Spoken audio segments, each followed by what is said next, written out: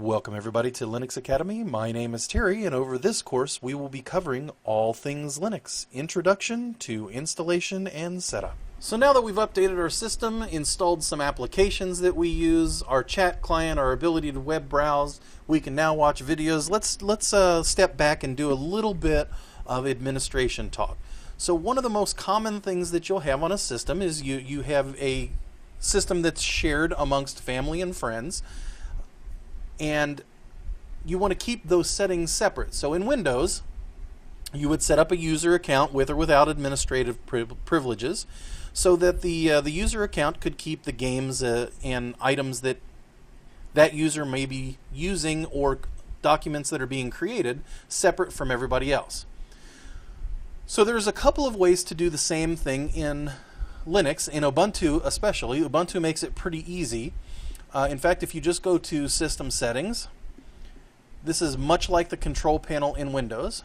You can find user accounts, and you can simply add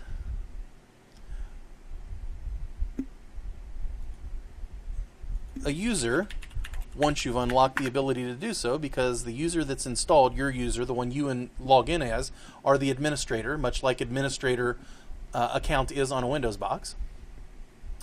We can add an account as a standard or administrative user. A standard user simply means that it won't be able to execute commands as an administrator using sudo privileges. Sudo is something that's beyond the scope of this video, but it's effectively running a program as an administrator. So we'll add a full name test user, and our username is test. We'll add this user here. Right now the account is disabled because there's no password, so we'll just set a password right here.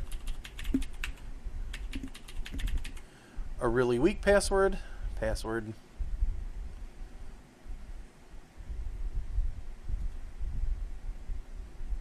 and enable this account.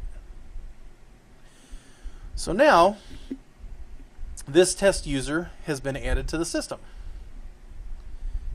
Easy enough. However, if you're not using Ubuntu, there's a little bit more to it. So, whether it's a Debian-based distribution or whether it's a RPM-based distribution like Red Hat or CentOS, what you can do is, if you have administrative privileges on the system that you're using, you can do sudo, which means execute the next command as if I were the super user. Super user do. Sudo add user tcox test. It will ask me for a password, and then test Terry user. And this is all useful information if you're creating an LDAP, because this can be used to build an LDAP, and an LDAP is the equivalent of an Active Directory user for Windows. Now we've added this user, and we can log in as this user by doing an su tcox test, and it will ask me, and in this case I have to have the password, and now I'm logged in. Now you'll see here that at this point this user does not have sudo privileges. So if I put in my password here, it says that I'm not in the sudoers file, that this incident will be reported. The extra step that we did in Ubuntu is we could have added, instead of adding a standard user, we could have added an administrative user. So on this system, if we log out as tcox test and back into tcox, and we list the contents of a file called sudoers, which I have to do via sudo, you'll see that root has user privilege specification of sudo,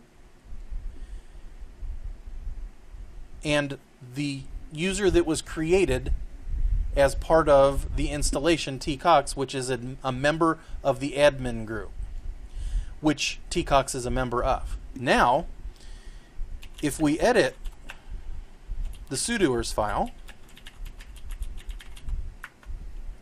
we can add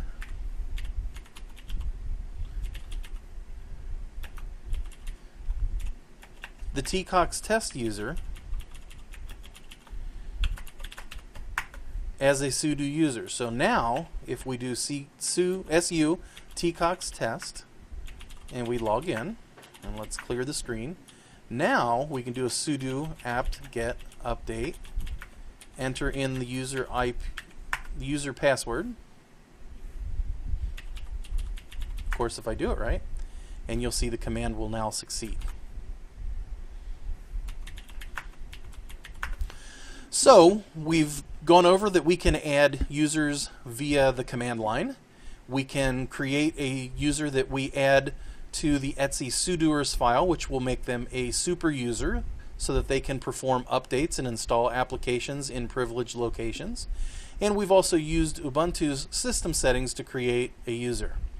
That's all there is for this video. My name is Terry for Linux Academy, brought to you by Pinehead TV.